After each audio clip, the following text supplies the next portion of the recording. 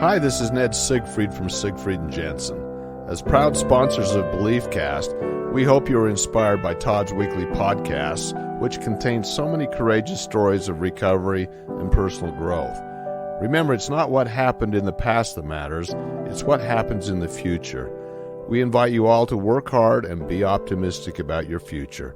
Enjoy today's podcast. Hey everyone, this is Todd Sylvester with the Todd Inspires BeliefCast. Welcome to the You're OK Mental Fitness Studio. I would like to thank our sponsors, Ned Siegfried, Luke Peterson, and Todd Bradford with Siegfried and Jensen, Mark Richards with Wasatch Recovery, Colby and Mackenzie with Thread Wallets, Drew Peterson with First Digital, Greg Jackson with Mountain West Spine and Orthopedics, and Travis Whitaker, the owner of Living Recovery Interventions. And also, I'd like to give a shout out to Paul Cardall. The music that you hear at the beginning and the ending of these episodes is by Paul Cardall. He's an amazing person, and he's been one of my heroes for years. So thanks to all my sponsors and Paul Cardall for believing in me. I love you guys so much. Please enjoy this next episode. And we're back. We're with Ganel-Lyn Condie. Part two, folks. Or reunion. How about reunion? Yeah, she's been on the show before, and I'd just like to welcome her and welcome all of you. Again, this is the BeliefCast, and I am Todd Sylvester, and I'm grateful to be able to sit here with you today. And, you and I have connected over the years now, and it's just been fantastic. I really look up to all the good you're doing in the world. Thank you. We were just talking about that off the air, but for those of you who don't know... Yeah, Todd gave me a little free therapy session. Let's be full disclosure. All right, full disclosure. Yeah, we were starting a little late for that reason, but you know what? It's good to be able to bounce things off of each other and make talk sure about the heart is open for this conversation. Absolutely. And those of you who know her know that she has a big heart, and there's no doubt about that. But Ganel-Lyn is a popular motivational speaker known for inspiring others with her unique honesty, which she's really bold. You guys, she's not afraid to say it like it is. She's dedicated to her family. She's a woman of faith, and she's got a really strong faith. It's always inspired me. She's the host of the Real Talk Come Follow Me video series, The Middle. She's written, I think, is it 10 books now? 10 books. That's Number insane. 11 comes out December 2022. And the most current one's called The Stewardship Principle. Which is your favorite. Why is it your favorite? Because I happen to be in a section of that Yes, book. you are. I didn't even tell you. I just did it. It went through all the editing, went to publish, and then I was like, surprise, Todd, you're in the book. I know, I thought that was funny. But it was a delightful surprise. I was like, wow. I didn't think I was that cool, but thank you for doing that. You're way cool. But I really appreciate that. The book's fantastic. Your talks and books have encouraged thousands of people all over the world. You know, you do keynote speaking events. You've spoken at the prison. You helped so many people in so many different areas, and that's the beautiful thing about you. And I'm just grateful to be able to rub shoulders with you. I've been on your show as well. I think it was The Middle that I was on, and The Yellow Couch, which was fantastic. But why don't, for those who maybe don't know you, give us a little background of maybe where you grew up. And I know you've been through a lot in your life. I think last time we even talked about your sister who died by suicide. Yeah. And you're an advocate for suicide prevention now because of that. So that's another thing that you're doing and giving back. So give our listeners a little background with you. Well, thanks for having me back on. And 100%, I'm excited for where we can pick up from where we left off and then add to what has happened since we've been together. But I grew up in California. I'm the oldest of a lot of kids that came via multiple marriages. Okay. So my sister that died by suicide and that was my only full quote unquote sibling from my mom and dad's marriage. And then they both remarried and had sets of kids. So I have a lot of amazing siblings. I have 2 siblings that have died. So 2 sisters that are buried by each other. I've been married 31 years. 31.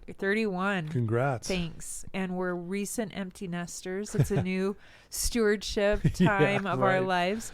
Our youngest just moved out to go to college, and not too far down the road, so we see him on Sunday dinners, and So that's kind of nice. yeah. Yeah. And yeah, I feel really grateful for the chance to be on this side of the pandemic, so to speak. I feel like we all within this space of mental health have seen kind of, I think we're in the cleanup process from that. Sure. This year, the Today Show had me do an article, and I just happened to see it trending again today, because at the time of this taping, it's September and it's Suicide Prevention Month, and the Queen has just died. I mean, that gives a timestamp.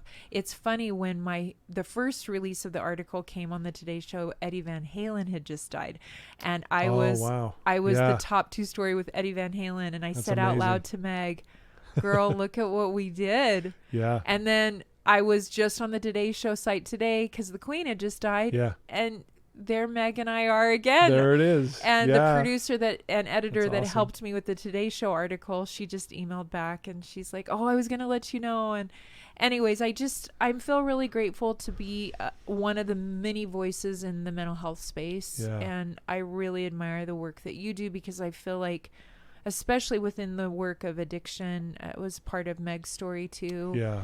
And it's so intertwined.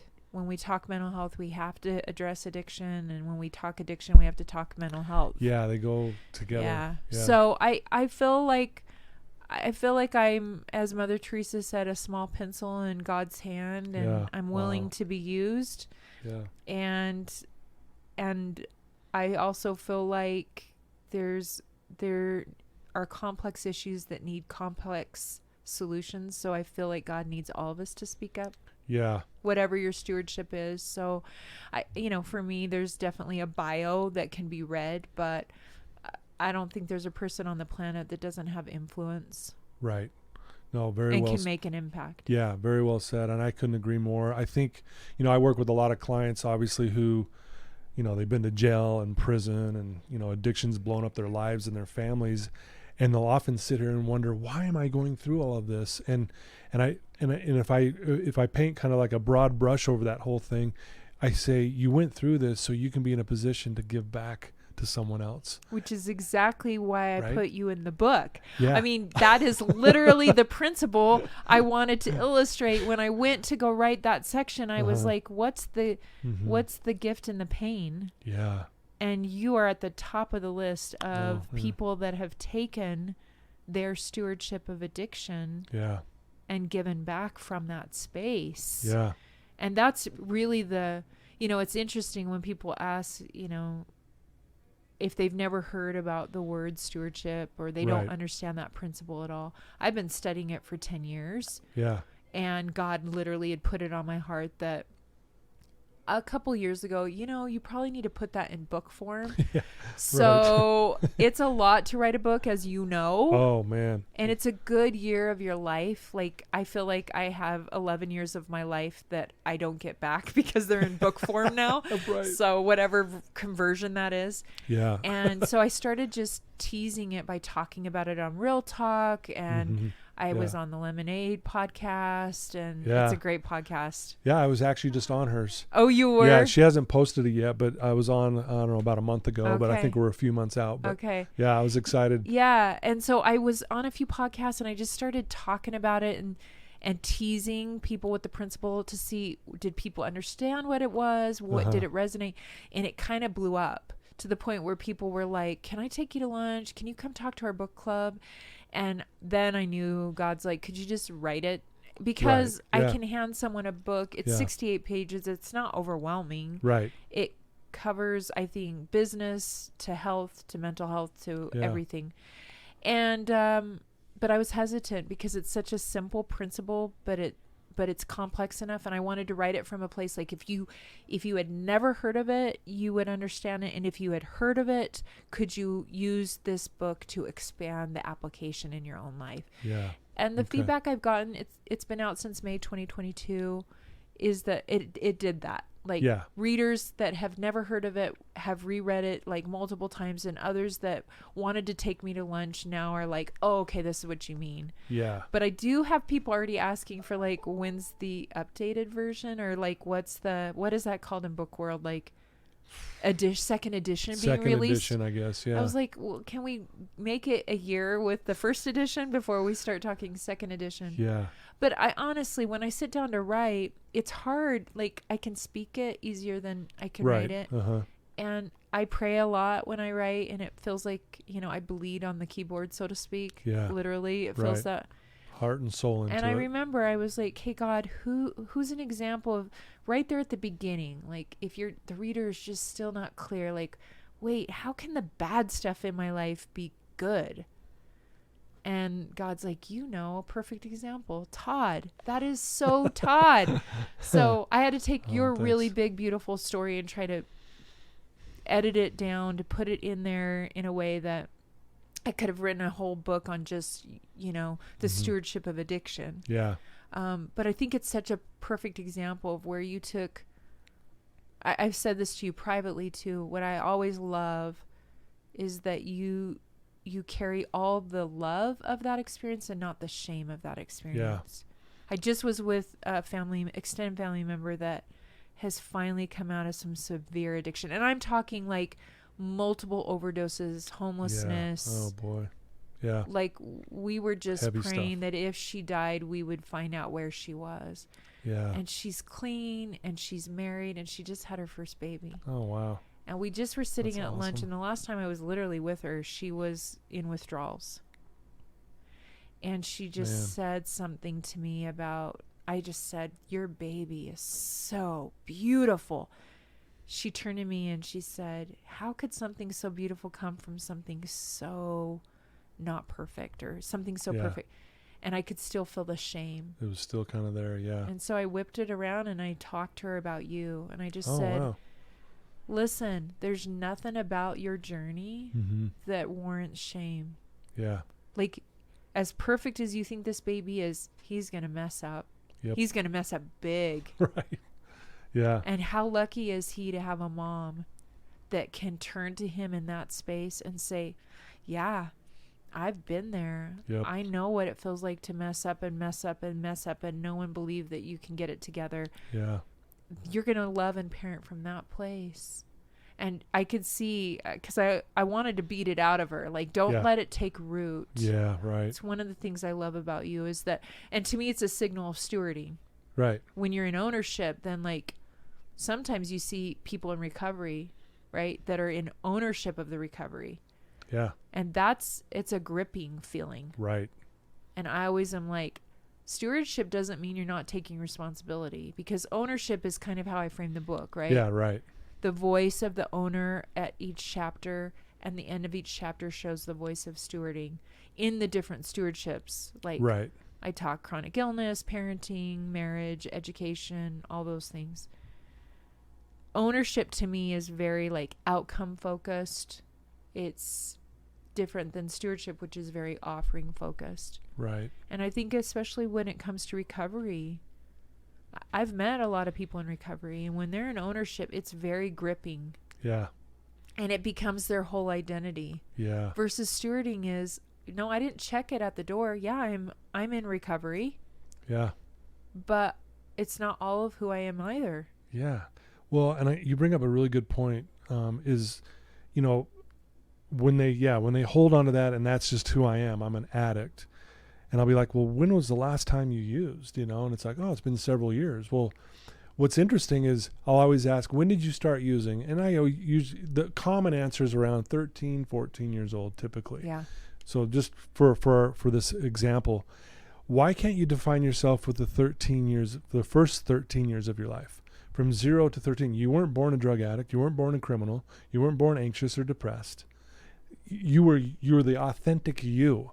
Addiction, when you got caught up in that, you started pretending to be someone you're not. Oh, so brilliant. So what you're really doing is, now that you're past it now, like this girl you were referring to, you're now back to who you were before it ever started. Right? Why can't we define ourselves with that period of our lives? So what do you phrase that in the recovery world as? That awareness that you've had this experience. Yeah, I basically just say, you're not an addict. You used to be, and you weren't born that way. So really, when you say now, I'm clean, I love the word clean. It's like, I'm clean, it's over, it's done. I don't like the word sober, because sober means the periods in between using. So what I'm saying is I'm in the period before I relapse. So really, when I say no, I'm back to who I authentically was when I was born. Love, light, energy, beauty, strength, courageous. The list goes on and on and on. That's so brilliant. Right? But yet we'll define ourselves for the rest of our lives with this period that I was an addict for 10 years. I know that's a long time, but it's still, no, that's not who I am. Mm-hmm. When I was in my addiction, and even this woman you're referring to, she was pretending to be someone she's not. It's the best definition of depression I've ever heard. That's what depression is you're pretending to be someone you're not, and you're always left empty when you're pretending.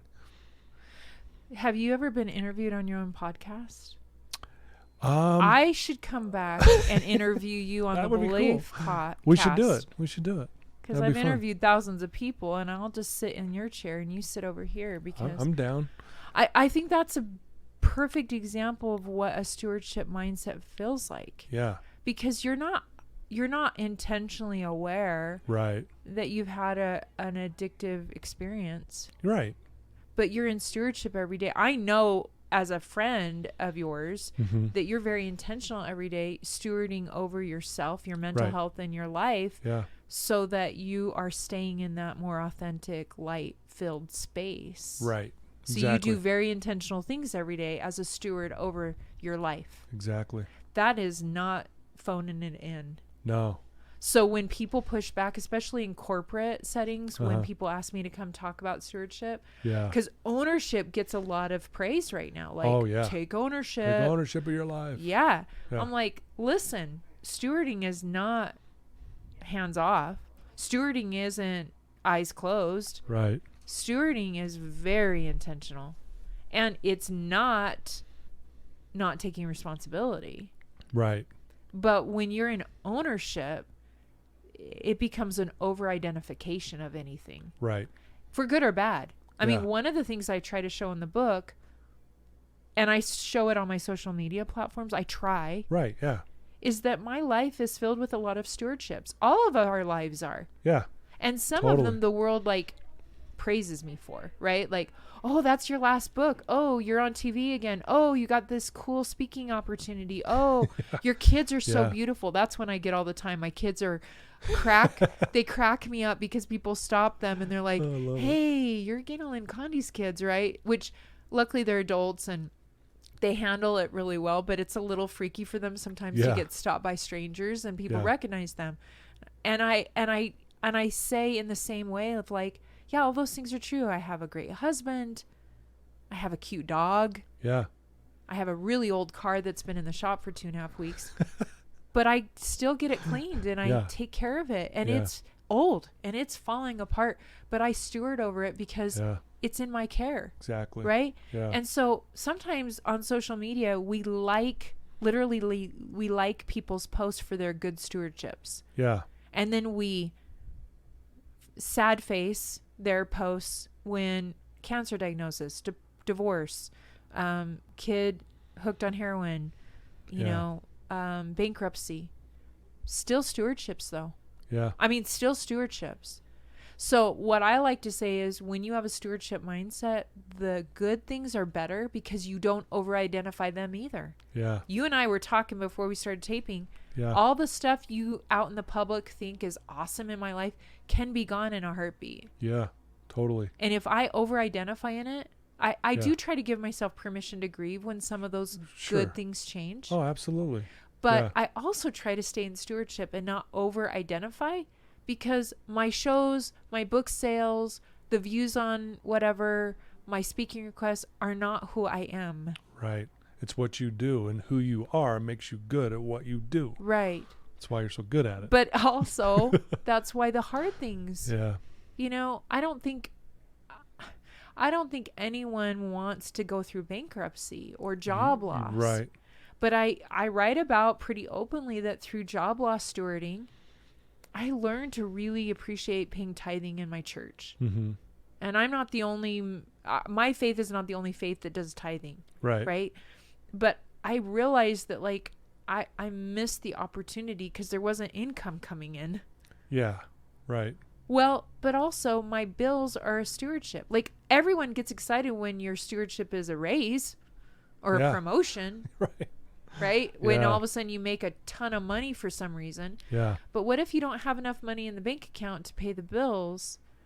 I've learned a lot in stewarding over the bills. Yeah. Or my chronic illness. Like people are like, oh, your body.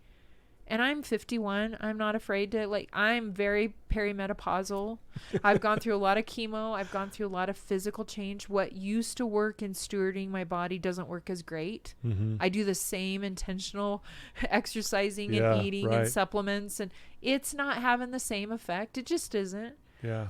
If I go into ownership, then my neighbor who's training for a marathon or is 30 years younger than me, or you know, whatever that is, the story in my head becomes very outcome focused. Yeah. And instead of offering. which maybe leads to I'm not good enough. Right. Then why move my body? Why take care of myself? Why get a massage? Why whatever? And so I'm just suggesting lupus as a stewardship, which I talked about last time I was on the show a little more extensively, has taught me a lot about stewarding a physical body. Yeah. And I think when you look at eating disorders or addiction, I think it's an ownership trap of the body versus a stewarding experience with a body. Yeah. Wow. Very well said. You guys, this is why you need to get the book. No, seriously, like there is so many good nuggets in there and principles that will really open your eyes to all of this information. And again, it really opened my eyes because I was always one, take ownership, be the owner, But when you really break it down like that, it's like, oh, I didn't realize what that can actually do in a negative way. I mean, I have to take ownership that I once blew up my life with addiction. Okay, I can own that, but I'm not going to own that I'm a drug addict and criminal the rest of my life. Right. Right.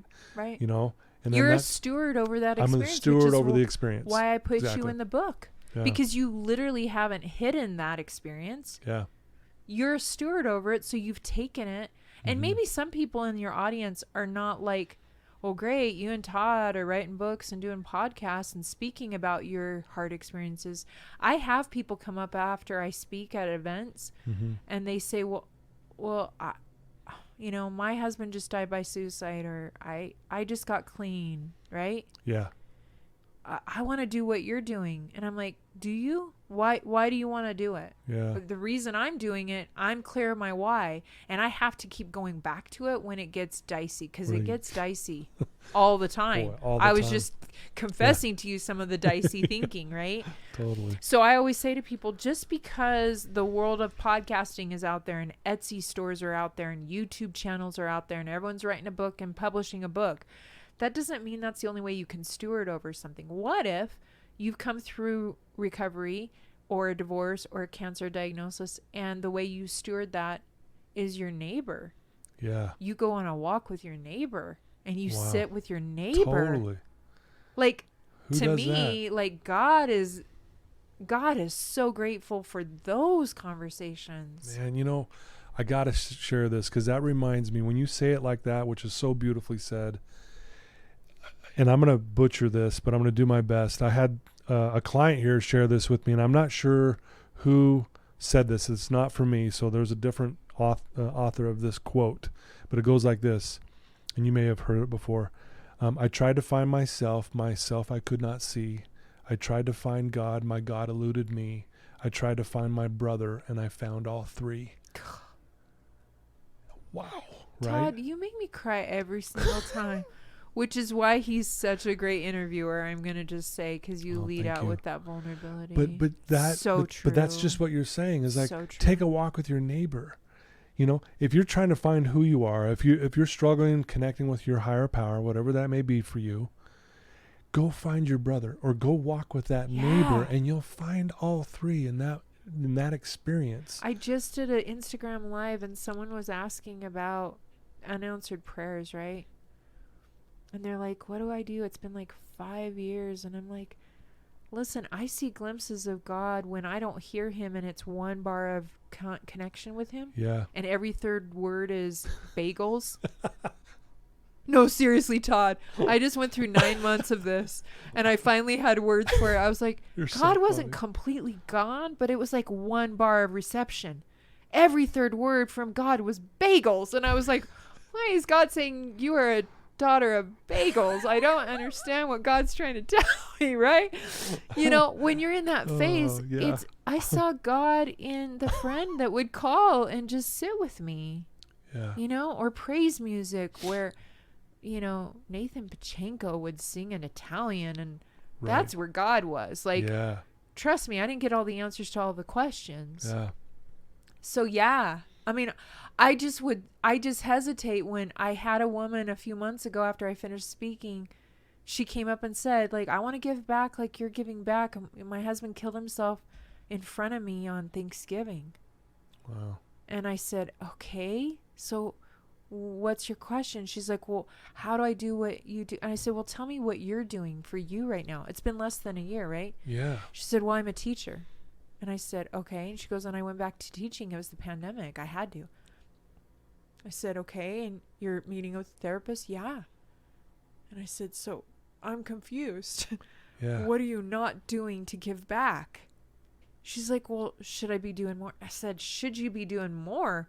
I said, the fact that you're like here, you're showing up for your students and you go to therapy, you're rocking it, girl. Yeah. So we need to kind of redefine what stewarding looks like. Like sometimes I think we think if you're not on the front of a magazine or a Today Show article or writing a book.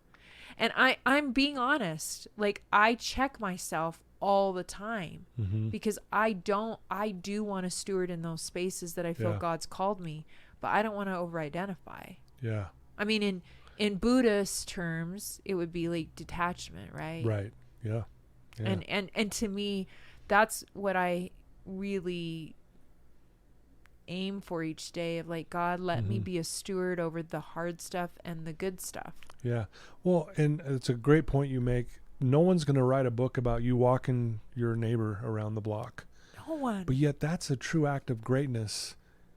And that's the tough part. You might not have people applauding you for doing that, but at the end of the day, like we said, if you want connection, if you want to feel God in your life, go walk around the block with your neighbor. Man, I was just sitting in a hot tub with a few of my friends late at night after a really tender week for all of us for different reasons. Right. And I've been in very sacred spaces. There hadn't been more sacred spaces than that hot tub. Yeah. Because right. of the vulnerability because being of what? shared. Yeah. The women holding space for my stories. Yeah. No one gave us an award for that. No one posted about it. No one liked it. It didn't have 5 million views. It didn't go viral. Yeah. And honestly, after that event, all of us got hit within a week with other hard things. And I looked back and thought, wow, God was in that. Right. Totally. God knew exactly that we all needed a collective breath. Totally. We all connected. We all sat together, held space for each other. And that, to me, I mean, you teach it all the time. That's the antidote to addiction, right? Is connection. Yeah, absolutely. And so when we steward in each other's lives, you know, when I have a neighbor that stops by and brings me a swig because she knows my baby just moved out and went to college. Totally. No one needs to know that, but God knows that. Yeah. And whatever you believe about God, right? Yeah. Like, when you're struggling to fill the connection because you only have one bar of connection and it's bagels. Yeah. Like, look around at that. It's the guy at the drive-through that was kind to you, or it's the friend that, I mean, I've had you reach out at times and I'm like, that tells me that God's aware of me because Todd reached out. I can't hear God, but right? Yeah. So is there a purpose in your pain? Is there the gift in what you've gone through so that the stewardship of whatever it is, instead of going to shame, ask God where you're going to share it. Yeah. And where that might be may not be on a global stage. And it might just be with your neighbor. And that might be the impact you need. Or with your kids. You know, like when I was in this space the last 9 months in my own spiritual journey. Yeah. What really helped one day is when I realized I needed to talk more openly, because from the outside, people see me as a very faith content creator person that has like a special phone with God that he calls me daily and we chat all the time. Yeah. People really see that, like, and I do get those downloads usually on behalf of someone else, not for my own stuff. Right. But I don't have some direct fiber optic line. Right. You know, and I realized my kids needed to hear my own vulnerability and my own wrestle because of the business I'm in. I've said if I was a florist, it would be fine, but it's scary when you get on a camera once a week and talk about God and you're in the God business and you're not sure God's hearing you. That's scary. So one day I realized my kids are going to go through that. Yeah. So I said to them, hey, guess what? Mom's not doing great. And it's been going on for a lot of months. And I've been doing all the stewarding, all the intention, everything you're supposed to be doing, all the tools, all the darts, the dartboard. I don't know the reasons and I don't know the answers, but I know you're going to go through it too. So when you do, just know you're fine and normal and I'm here. Yep. And that alone, if it didn't help anyone else as a mom, because honestly, like one of the stewardships we haven't talked about yet, parenting adult kids, no joke. Yeah. It's no joke. Right. It's a lot of, there's not proximity. Yeah. You're not pouring yourself into them. Yep. You don't get to decide where they're sleeping, who they're playing with, who their teachers are, when they go to the dentist, what they're eating. Yeah. And so it redefines the stewardship of parenting in a weird, cool way. Yeah. Well, it's got the pros and cons, right? It's got pros and cons. It just does. And it does. Some of it's nice. Other times it's not so much. You're like, I want to tell my daughter this, but they're you know 27 what? They're 25 years old. and you know what? They're an adult now.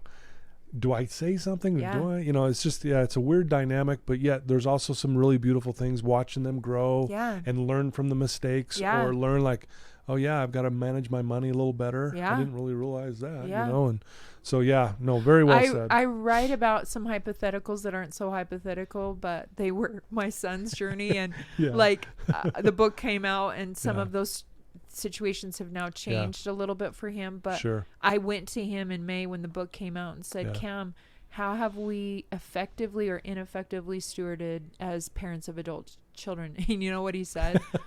He goes, honestly, Mom, the most effective stewarding is when you're saying nothing.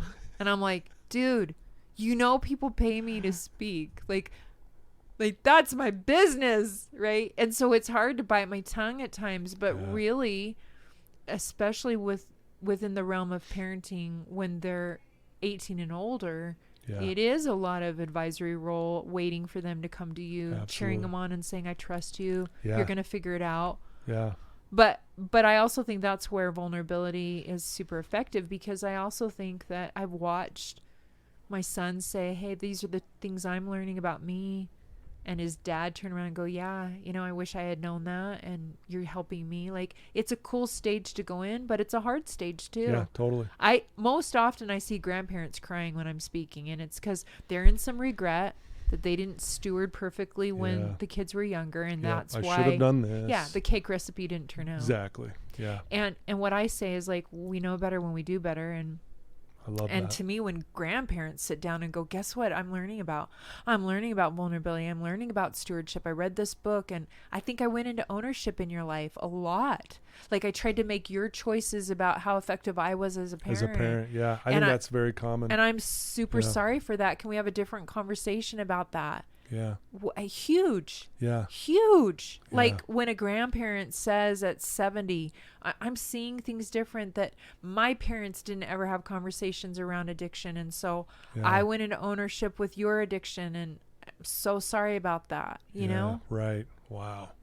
That is so common. And again, that's why this book's so awesome. Thanks. It just gets real. And I think that's what makes you so good, is just, again, the honesty. You're not afraid to just speak it like it is. And I think that's why people resonate with you so much. Thanks, Tom. You know what I mean? Same. Yeah. Right back with thank you. I don't know. We definitely have a lot in common. I know. Yeah, it's really I do cool. want to come back and interview you on your show. We'll do that. I know you've shared a lot of your own story in all your other interviews, but Yeah, I really didn't I didn't put you in the book hoping to get a shout out or be on the show again, but I mean, I'm glad to be here, but no, it's an honor to have you here. It really is, to me, one of the most powerful places where we can teach. It's adult parenting and addiction, to me, are two of the stewardships that people get it if I only have 30 seconds to explain. Yeah. I'm like, do you see where ownership and parenting destroys and blows up the bridge in the relationship? Yep. And why ownership and addiction is so shame heavy. Yeah. Yeah. And really, in both places, there's so much opportunity to give back. Yeah. And to make more of what could be considered hard stuff better, you know? Yeah. And you know what? I don't listen, I want to just say this so that no one in the audience gets it wrong. I don't have it all figured out. Like, you look at the title of all 11 of my books. Yeah. Those aren't check marks of I don't ever have to practice it again. Right. Because I wrote a book already about it. Yeah. The reason it's called a principle is because I practice it. Yeah. And I slip into ownership literally every day. The reason I wrote the book with the voices at the end of each chapter is because that's one way I signal to my brain that I've slipped into ownership. I love that. Last night I went to bed in ownership. Yeah. It was on a professional stage that I was in some comparisons. Yeah. And I also realized that some of the tears I was crying was because I was also being a good steward. I wasn't in ownership. I've really taken serious the stewardships I feel I've been entrusted with. Yeah. And I was wrestling, have I messed them up? Yeah. And the truth is, there's not a formula. I can't tell a parent that's struggling or a professional that's business is failing, well, you messed that up as a steward. There's not a pass or a fail. What is hopeful to me about stewarding is you keep showing up. Yeah. And sometimes in the stewardship, there's an answer of a no. Yeah. Or an ending. Yeah. Or a business shuts down. Or a divorce happens. Yeah. That doesn't mean you stewarded wrong. Exactly. So I guess I just want to emphasize that when it's a principle, you're practicing it. You don't arrive on a map. Yeah. And now I'm always... No, I've been practicing this principle for 10 years before I even had the courage to write it in a book. Yeah. Because, man, I figured out a lot as a parent, and then they became adults. Right. And then I was like, whoa! Hello. I don't know what I'm doing, you know? Okay, we gotta... Yeah. So beautifully said. And I as you're talking here, and I look at the work you've done over the last 10, 20 years of your life, you're creating and building a legacy. And here's what I mean by legacy, because a lot of people think, I'll ask the question a lot, what is it? How do you build a legacy? How do you leave a legacy? And people say, well, be a good person, help others, which I totally agree with. But that doesn't necessarily leave the legacy. What leaves the legacy is you write your story down. And that's what you've been doing. I mean, all your writings, everything, it's a piece of you, the things that you've learned that will be here 100 years from now. And you'll be helping someone. You're not even here. That's how you leave a legacy, is because you have written things down. Obviously, we have things that are recorded now, but your story is down on paper that will be there forever. And that, how cool is that? Thinking 100 years from now, some parents reading the stewardship principle going, wow, where has this been? I needed to hear that today. I'm going to look at my parenting a little differently because of what Ganel-Lyn put down on paper. So that's what I see. You're leaving a legacy. Thank you. That means a lot, because there feels like a fluidity and a fragileness, maybe is a better word, to life. And maybe it's just the season of life I'm in right now with my baby leaving. But I've been in a lot of contemplation this year. Sure. Of where have I been making deposits, and what does it mean, and was it worth it? Because I think anyone can relate that the minute your baby leaves, you go, oh, come back, we'll do more coloring and Legos. Why was I so busy doing whatever I thought I was doing? Caught up in that. I guess that's why we get to be grandparents, right? I think so, yeah. You're already ahead of me on that. Yes. Shout out to my kids. Yeah. We've already, no pressure, but pressure. Hey, being a grandparent is the greatest. The greatest. It really is. I struggled with the word, being a grandpa. Like, I'm not a grandpa. Yeah. I don't feel that old, but I'll tell you, it's really, truly the greatest thing ever. Because I think you just get to show up in love. You just show up. There's no pressure per se. Yeah. Yeah, it's a lot different. But again, I think that's how life is. We're all doing the best we can with the stage of life that we're in. Yes.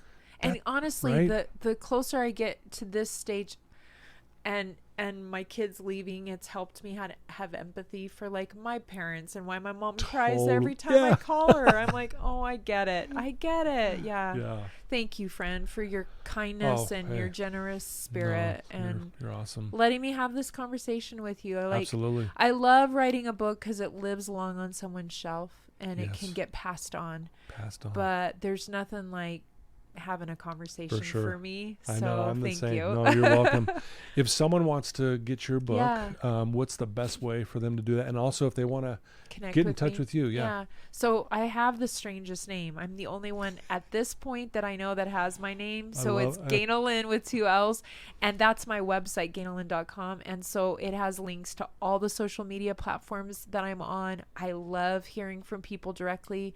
It also has links to where to find the book, Amazon, Siegel, Deseret Book. Sometimes Costco and Barnes & Noble. Right. But it's all right there on Ganel-Lyn.com. That's the easiest way to find all the clicks. Yeah. And I'll put that in the show notes so they'll be able to link right to it. And I can't wait for this to go live. And, Thank you. But yeah, you're an awesome human being. You grateful are too. that we know each other. Yes. And I was grateful to run into you at my daughter's wedding. I know. It felt like so a little cool. nod. We already had today's schedule. Yeah, we'd already scheduled. And hey, it's good to see you. But I love. I'm a hugger, and so we could hurry and hug really fast. I just feel like those are God moments. So if your listeners are like, I don't see God, I don't know what they're talking about. Yeah. Find it in a song you hear or a conversation or listen to this podcast because he's real. Or go find your brother and you'll find all three. All three. That's brilliant. Isn't that brilliant? Yes. When he said that, I was like, I literally started to tear up. I'm like, that is Which is beautiful. exactly why when you're struggling and you feel disconnected from yourself and or God, you withdraw from others. It's also the opposite of that. So it's the remedy and it's exactly. the the result. So true. Yeah.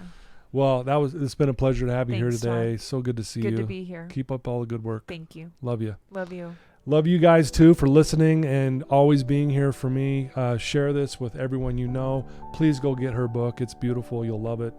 And it'll teach you a lot of good things that you can pass along to your own family and your neighbor. Go take your neighbor for a walk. But love you guys. I appreciate all that you do. And until next time, take care. Good job, brother.